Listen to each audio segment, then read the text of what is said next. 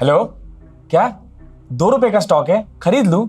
Guys, this is the problem with everyone. Even my friends call and ask me, this stock is worth only a few rupees. Shall I buy it? So, what's the deal with penny stocks and why do people care so much about it? In the last 1.5 years, it's given 185% returns to investors. That is penny stocks on average. Note पर सबकी नजर रहती है, सिक्कों पर नहीं। ऐसे ये चिल्लर स्टॉक्स पर किसी का ध्यान नहीं पड़ता। उसे ऑपरेट करना बहुत आसान है और ढंग से ऑपरेट किया ना तो प्रॉफिट पक्का है। Are penny stocks really the money-making machine Harshad Mehta was talking about? So, in this video, we'll talk about what penny stocks are and whether you should even consider to invest in them or not. So, do watch the video till the end. Before we begin, guys, one thing was really surprising. A lot of people are watching but not subscribing. We're working really hard to push out 2 videos a week. So please click on the subscribe, and once you've done that, put it in the comments, yes, I've subscribed.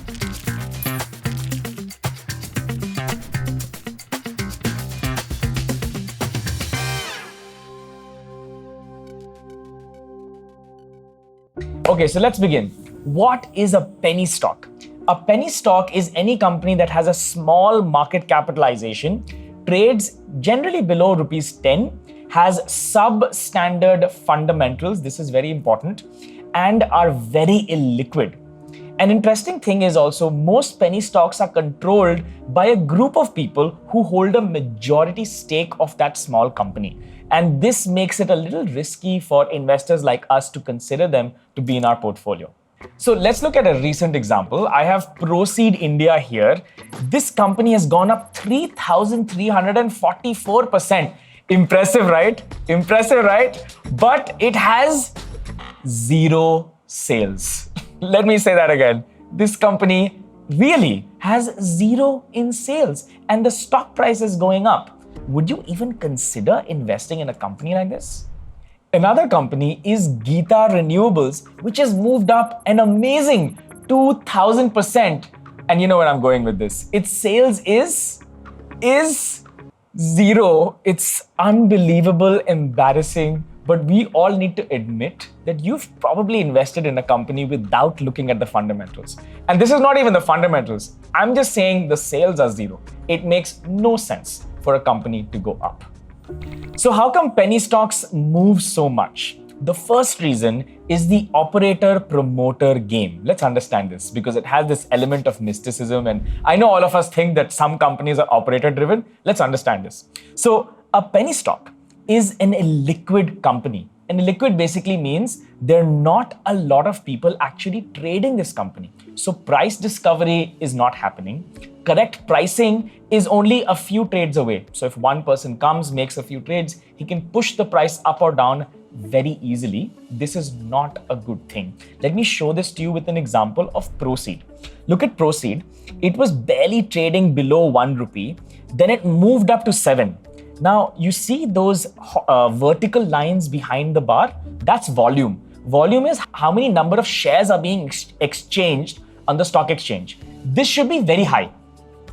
Notice when the stock was below 1, there was some volume, and after it moved from 1 to 7, there are no vertical lines, which means there was no volume at all. Which means people were not trading to push this market up. It was probably just a handful of people which pushed this market upwards. Now, I'm not saying the promoters are doing this, but I'm saying even a few retailers could push the market up without really having anything to do with the fundamentals of the company. That makes it super risky. The second point of why penny stocks move so much could be insider trading. This is not for every penny stock, obviously, but because it's illiquid, friends of the promoter or family of the promoters can actually move the market by putting out a rumor or maybe even buying and selling stocks in such a way as to push prices up.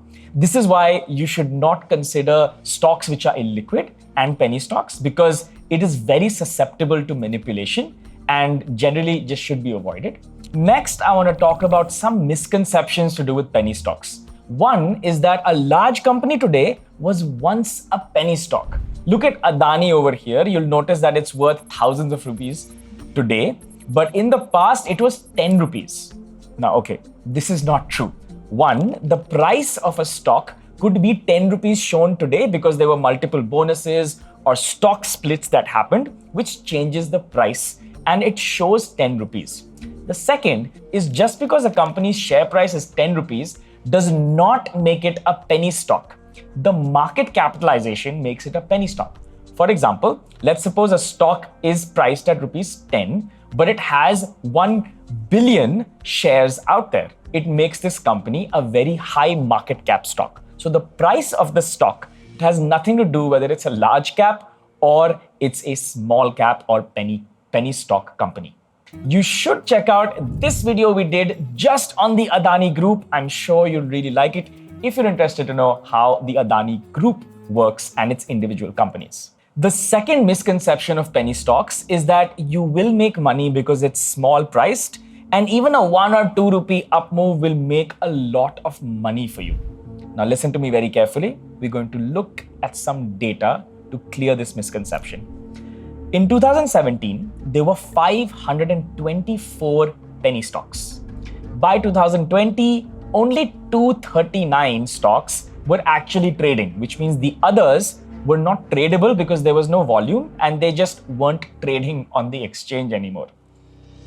Now, out of the 524 penny stocks in 2017, by 2020, only 52 gave a positive return. The rest gave a negative return.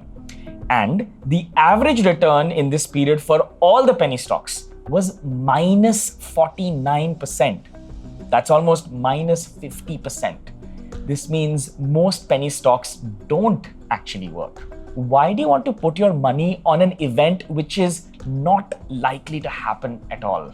The third misconception is actually related to the second.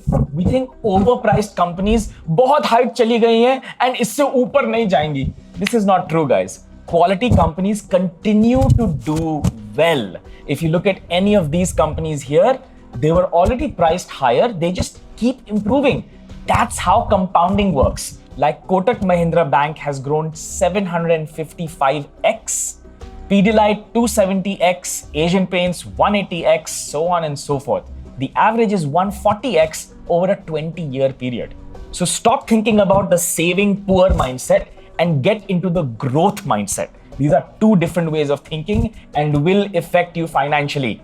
You, as an investor, have to have the mindset to ignore the noise and focus on what can actually continue to work, which are blue chip companies, and obviously have a way and a strategy to actually find these companies, because it may not be the companies we discussed, but if you have that plan, you can also create wealth over the long term. One way to do that is find high quality companies, great fundamentals, and a good management. And there is this framework called the Clean and Consistent Framework for Investing. It basically gives you a step-by-step way to find these companies and hold them over a really long period of time. I think generally it's about 10 to 20 companies that you hold. And Siddhartha Rastogi from Ambit Capital has actually explained this beautifully in this course. I would recommend you check it out. As you know, the first video is free. And if you use the link in the description, you will get 2 months extra access to get all those 200 courses for no cost. Here is a task for you. Go and talk to your friend and ask him that there's this hot new company which has moved 100% and is priced at only 2. Make up a story. Give him a story of why the tech is very cool or the company is amazing, and ask him, would he buy that company or a very high-priced company which is, say, 2,000 rupees? Most likely, he's going to say, buy the penny stock. I want you to tell him about everything you learned today. It's a great way for you to revise whether what you learned in this video you actually absorbed, and it's a good conversation piece to have with your friend. If you do this, can you please write down your experience in the comments below? The entire team would love to know what conversation you had with your friends. We're trying really hard to put really good content on YouTube and tell the world about what LearnApp quality, etc. is, because we really think financial education is not taught in school and we should really understand how this works. We all know how to get a salary, but how do we grow wealth? And we hope that LearnApp can actually make a difference in millions of lives. So if you like what we've been doing so far, check out these videos we have on YouTube. I'm sure you will love them. And also like and subscribe. And don't forget to comment if you like this video. See you in the next video.